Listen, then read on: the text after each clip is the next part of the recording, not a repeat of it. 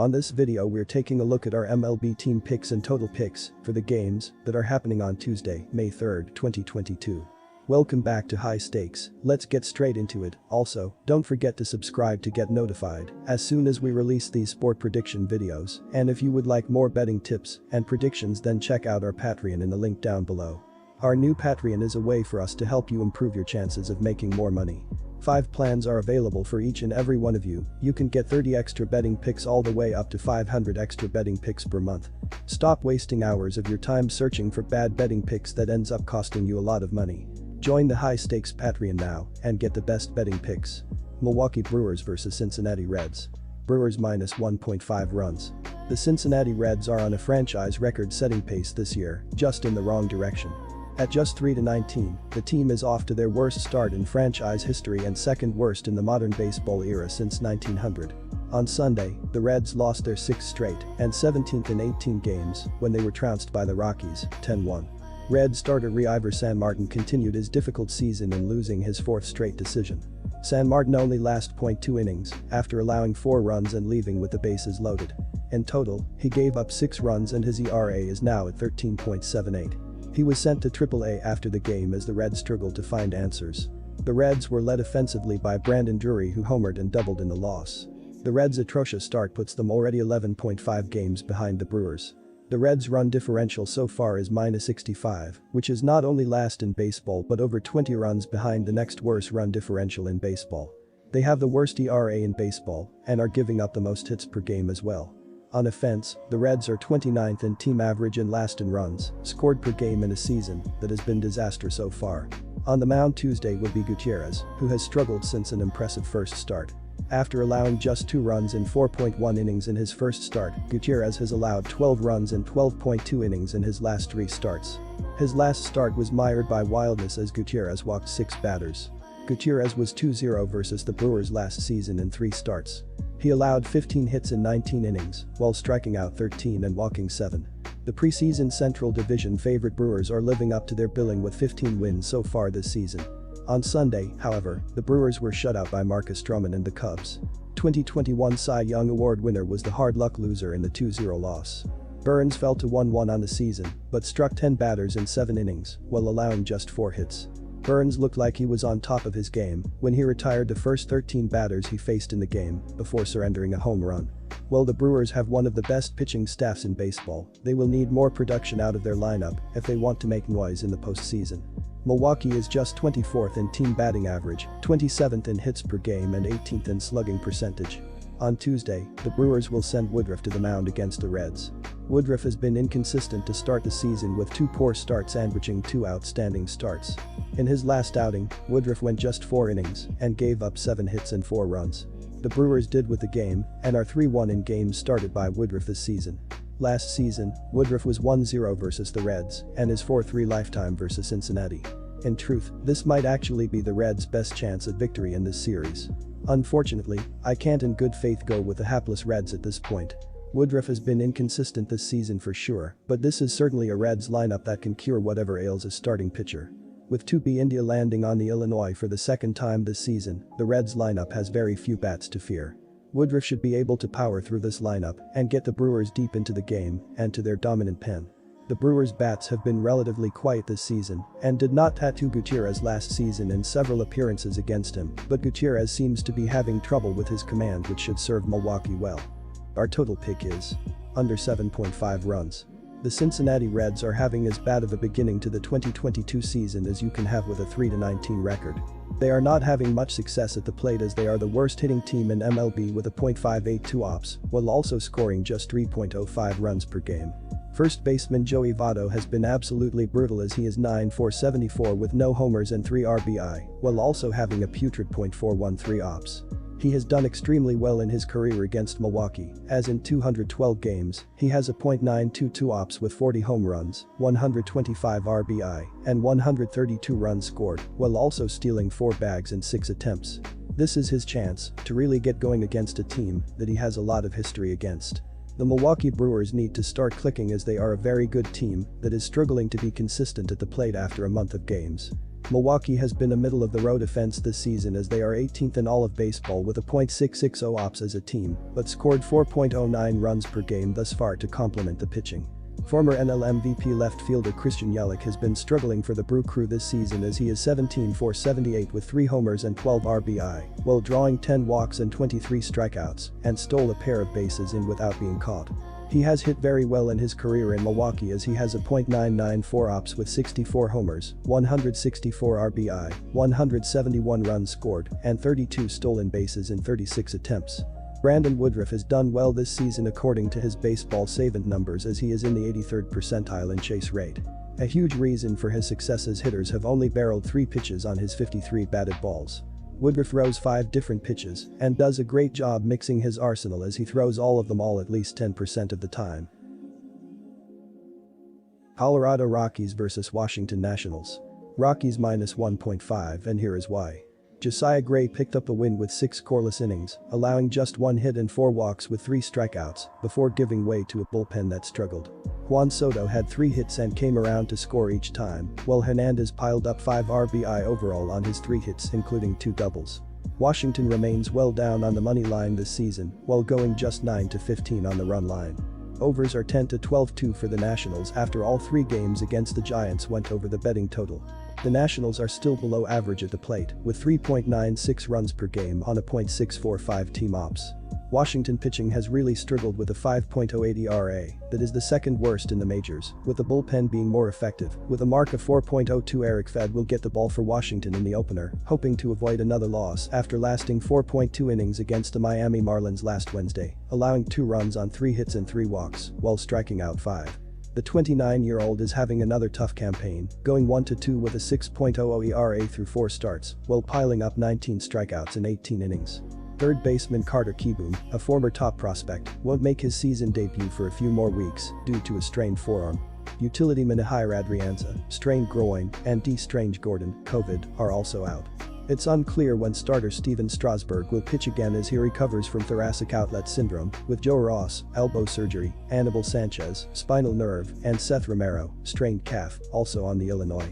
Relievers Sean Doolittle, sprained elbow, Will Harris, thoracic outlet syndrome, Hunter Harvey, strained forearm, and Mason Thompson, strained biceps, are out. The Rockies are up a significant amount on the money line as they continue to exceed expectations while going an even 11-11 on the run line. Overs are 11-11 for the Rockies, with 6 of their last 7 games going over the betting total. While playing in Coors Field warps their stats in all facets, the Rockies rank 6th in baseball, with 4.79 runs per game on an MLB best .770 ops. Colorado pitching is near the bottom of the leaderboard with a 4.41 ERA, although it has complied a solid 2.2 WAR when adjusted for park effects. German Marquez is set to start after struggling against the Philadelphia Phillies last Tuesday, allowing 7 runs, 4 earned, on 7 hits and 1 walk, while striking out 1 in 3.2 innings. The 27-year-old is not performing to his usual level, going 0-1 with a 5.57 ERA in 21 innings across 4 starts to begin 2022. Star Chris Bryant, who inked a huge free agent deal in the offseason, is currently sidelined by back discomfort. The Rockies are also without utilityman Garrett Hampson, who has a hand contusion. Starting pitchers Peter Lambert, forearm inflammation, and Ryan Rollison, strained shoulder, are on the Illinois. Reliever Scott Auberg is recovering from blood clot removal surgery. Colorado is always tough to beat at home, including posting a 9-4 mark at Coors Field to begin 2022, and continues to comfortably overperform projections from the preseason. While Washington had a great weekend that's unlikely to continue based on what we saw from the team before then, and this bad Nationals pitching staff won't hold up in a tough environment. Fed hasn't posted better than a 109 FIP in his 6-year career and is again struggling this season with a trip to Coors Field, unlikely to help as he's a flyball pitcher. After ranking dead last in WRC Plus last season, Colorado looks like a different team this year, with a mark of 110 that is 8th best in baseball, with Connor Joe looking like a breakout candidate in addition to Cron's prolific numbers. Marquez is struggling so far this season, but has found plenty of success in the altitude before, with well above average ERA and FIP numbers every other year of his career, and the Nationals still have some of the worst numbers at the plate in the majors. Betting on Colorado has been a profitable move so far, and they should keep rolling at home against an overmatched Washington pitching staff. Our total pick is over the total. It hasn't been a great start for the Nationals as they are 8-16 on the season and last in the NL East. But it was a great weekend for the Nationals as they took 2 out 3 from one of the best teams in baseball, the Giants. And they were both blowout wins, so maybe that series could serve as a turning point. The Nationals closed out the series Sunday with an 11-5. Starter Josiah Gray was brilliant, allowing 1 hit and 0 runs through 6 innings of work. The offense was pretty darn good too, particularly Yadiel Hernandez. The Colorado Rockies also had a pretty fun weekend, rolling over the hapless Cincinnati Reds. The Rockies swept the Reds, closing them out with a 10-1 laugher on Sunday. Kyle Freeland had a walk in the park, allowing just 1 run on 4 hits in 7 innings to get his second win of the season. Randall Grichuk led the offense with 2 hits, including a home run and 3 RBIs. Brendan Rodgers had 2 hits and 4 RBIs, while CJ Cron hit his NL-leading 8th home run and drove in 2 runs. The Rockies are 13-9 and just 1.5 games behind the first-place Dodgers in the NL West. Hernandez had himself a day, with 3 hits 1 walks, 2 runs scored and 5 RBIs. Jones Soto improved his average to .262 with 3 hits in the game. The Nationals will try to keep it rolling Tuesday as Eric Fed takes the hill. Fed is 1-2 on the season with a 6.00 ERA in 4 starts. Fed pitched well in his last start, a 2-1 loss to Miami. He allowed 2 runs on 3 hits in 4.2 innings with 5 strikeouts. In his career versus the Rockies, Fed is 0-2 with an ERA of 9.00 and 9 strikeouts in 4 appearances. The Nationals average 3.96 runs per game, which is 18th in baseball. Washington has a team ERA of 5.08, which is 29th in MLB. Right-hander German Marquez takes the hill for the Rockies on Tuesday. Marquez is 0-1 on the season with a 5.57 ERA in 4 starts. Marquez has 14 strikeouts and 4 walks in 21 innings pitched.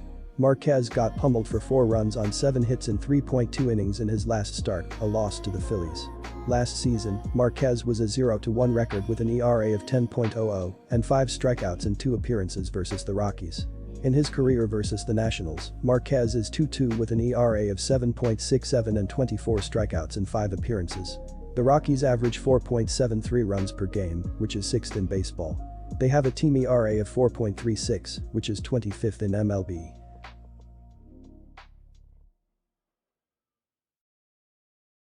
Tampa Bay Rays at Oakland Athletics. Our team pick is Oakland Athletics. And here is why. Ryan Yarbrough is expected to return from the Illinois and make his season debut. Yarbrough is a solid pitcher that can deliver innings. He registered a respectable 3.56 ERA and a 1.19 WHIP accompanied by a 9-7 record in 155 innings of work last season. Yarbrough has fared well against the A's, limiting them to 5 runs in 13.2 career innings. Tampa Bay is in the early stages of a lengthy 10-game road trip. They posted a respectable 5-4 record on a 9-game homestand which concluded with a series loss to a hot Twins squad. The Rays won their previous road series against the Cubs. The A's will give Paul Blackburn the nod for the 5th time of the season on Tuesday. Blackburn was outstanding in his previous start, tossing 5 shutout innings against the Giants, leading to the win to improve his record to a perfect 3-0. The veteran right-hander is having a tremendous season, posting a stifling 1.35 ERA and a 0.80 WHIP in 20 innings of work. He took on the Rays in his first start of the season and completed 5 shutout innings in his only career meeting against TP. Oakland was issued a 3-game home sweep at the hands of the Indians last weekend due to ineffective pitching. They were outscored 19-12. They have now dropped 2 consecutive home series and 6 out of their last 8 games. The Rays are having an inconsistent season and have lost 2 straight entering Monday. The Athletics don't have a ton of star power but cannot be underestimated. Tampa Bay already played Oakland at the Trop and had trouble. The A's were able to win 3 of 4 and piled on the runs in that series, collecting a whopping 31 runs. Furthermore, A's starter Paul Blackburn has been the A's top starter so far. The right-hander has allowed 1 or 0 earned runs in 3 of his 4 starts. This includes 5 shutout innings in his season debut against the Rays. Our total pick is under 8. The Tampa Bay Rays have been an average offensive team thus far as they are 14th in MLB with a .699 ops and have been able to steal bases at a high clip as they have 16 stolen bases on 20 attempts. Shortstop Wander Franco has been leading Tampa Bay in the lineup as he has a .911 ops with 4 home runs and 13 RBI with 3 walks and 9 strikeouts. Since being called up last season, he has played 4 games and is 5 for 18 with a RBI and 4 runs scored. The Oakland Athletics have struggled to be much of an offensive threat as they are currently 27th in the sport with a .619 team ops, while averaging 3.82 runs per game. Center fielder Christian Patch has been struggling in the early portion of the season as he is 14 for 69 so far with a .558 ops as he has 2 homers and 6 RBI, while walking just twice and striking out 16 times. He has struggled against AL East pitching in his young career, as in 16 games, he is 10 for 51 with 3 homers and 10 RBI. If he can figure out how to make the necessary adjustments at the plate, it will bode well for the entire lineup.